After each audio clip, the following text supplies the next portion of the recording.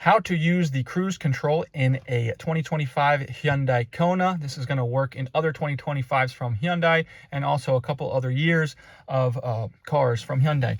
Anyways, it's very simple. It has a couple little things that are different from other cruise controls, but the very basics is we're going to come over here. It's all going to be controlled over here, and we are going to have our to enable the cruise control, we're going to have to hit this button here.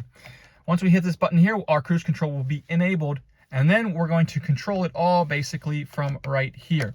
So when we want to set it, or when we want to pause it or resume it, we have this dial here, but this dial is also a button. So I'm gonna hit the button to set it, and then I can hit the button again to pause it, and hit the button again to resume it. And then when it's engaged, I can put the speed up and put the speed down using right here on the wheel. I don't need to use the brakes or anything like that. So really as simple as that. I hope this video helped. If it did, if you leave me a like, I'd really appreciate it. And make sure you subscribe for more tutorials like this.